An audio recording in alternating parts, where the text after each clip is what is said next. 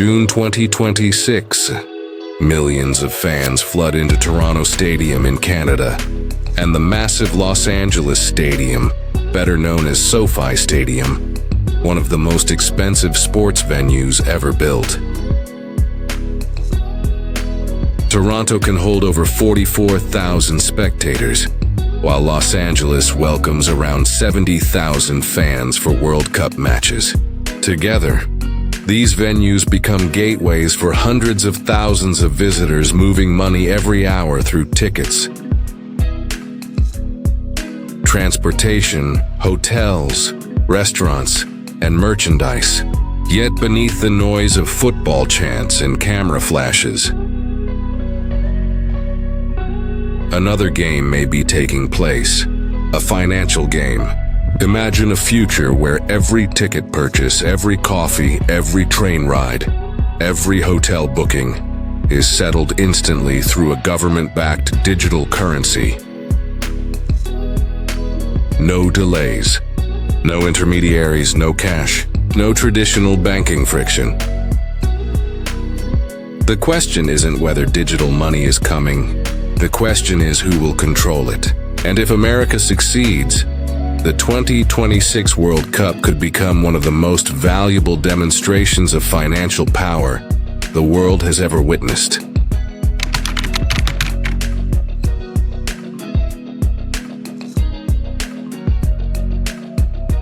Most people see the World Cup as a sporting event. Governments see something different. They see millions of transactions compressed into a few weeks. FIFA expects billions in tournament-related revenue, while host cities anticipate enormous spending from international visitors. Economists estimate that major host regions can generate hundreds of millions of dollars in additional economic activity, from tourism, transportation, entertainment, and retail spending during the tournament. Now imagine a scenario where 3 million visitors spend an average of $20,500 each during their trip. That equals roughly $7.5 billion flowing through the system. Every purchase creates data. Every payment creates information. Every transaction reveals behavior. In the traditional financial world, that data is fragmented across banks, payment processors, card networks, and governments. But a digital dollar system could potentially consolidate much of that information into a faster and more transparent framework. Suddenly, the World Cup becomes more than a sporting event. It becomes a real-world stress test for a future financial architecture. Toronto and Los Angeles are especially important because they represent two different gateways into North America. Toronto handles international traffic entering Canada, while Los Angeles connects North America directly to Asia and Latin America. Together, they form a powerful corridor of tourism, commerce, and financial activity. If digital payments can operate seamlessly across these hubs during one of the largest sporting events in history, the demonstration value alone could be worth billions. The crowd thinks they are watching football. Governments may be watching something entirely different.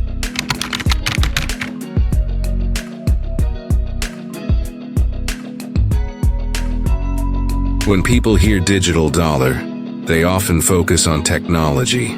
But technology isn't the real story. Control is. Today, the US dollar dominates global trade because countries trust its liquidity, stability, and infrastructure. Yet maintaining that dominance requires constant innovation. If international payment systems become faster through competing digital currencies, America risks losing some of its influence. A digital dollar could change that equation. Consider a realistic scenario. During World Cup 2026, suppose visitors spend $10 billion across North America. If even half of those payments flowed through a digital dollar ecosystem, that's $5 billion processed instantly, without many of the delays associated with traditional international settlements. Businesses receive funds faster, governments obtain economic visibility faster, consumers experience lower friction. The efficiencies could save hundreds of millions annually when scaled across the broader economy. Los Angeles Stadium alone is scheduled to host multiple World Cup matches and can accommodate around 70,000 spectators per game. Toronto Stadium can hold more than 44,000. Add hospitality spending, transportation, merchandise and tourism activities, and the economic footprint expands rapidly. America understands that whoever controls the rails of money often controls the direction of commerce. The digital dollar is not merely about replacing cash. It is about preserving the strategic advantage of the dollar in a world moving toward programmable money.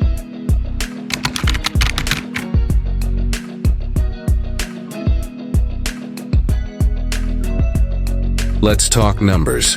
Imagine that World Cup visitors collectively generate $8 billion in spending across host regions. If digital systems reduce transaction costs by just 1%, that's an immediate efficiency gain of $80 million. If fraud losses decline by another 0.5%, that's another $40 million saved. If faster settlement improves cash flow for businesses by only a few days, the economic value compounds further. Suddenly, the total benefit could exceed hundreds of millions from a single tournament. Now scale that nationally. America processes trillions of dollars in consumer payments annually. Even tiny improvements create massive gains. This is where Toronto and Los Angeles become symbolic.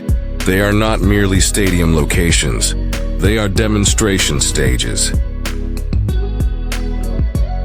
Every successful transaction becomes proof that a modernized financial system can handle extraordinary volumes under extreme demand. The United States already hosts the majority of World Cup venues and matches, positioning itself at the center of the tournament's economic activity. The concentration creates opportunities for businesses, payment providers, financial institutions, and technology firms. Even if tourism results vary across regions, the infrastructure investments and payment innovations developed for the event can outlive the tournament itself. The greatest profit may not come from ticket sales. It may come from owning the systems through which future transactions move.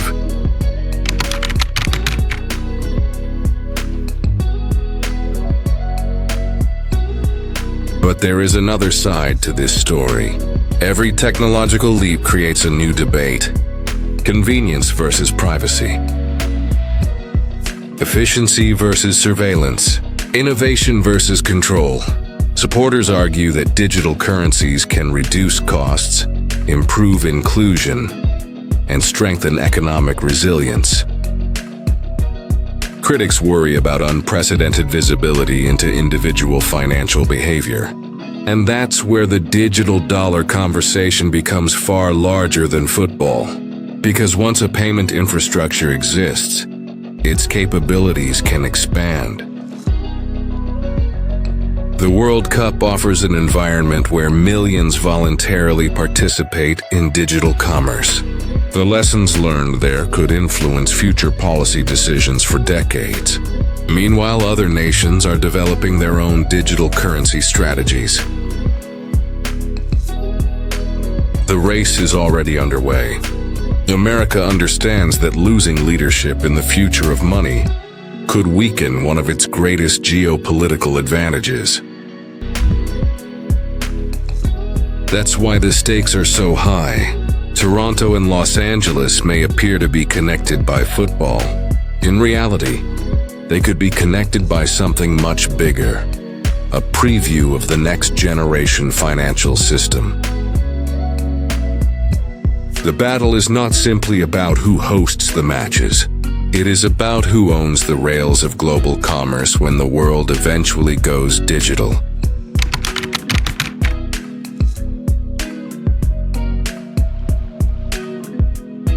As the final whistle blows in Los Angeles and the crowds leave Toronto, most fans will remember goals, victories, and heartbreak. But years later, historians may remember something else. They may look back and say that World Cup 2026 was one of the first moments when the future of money stepped onto the world stage. And if that is true, one question remains unanswered. When the digital dollar finally arrives, will it serve the people, or will the people end up serving the system?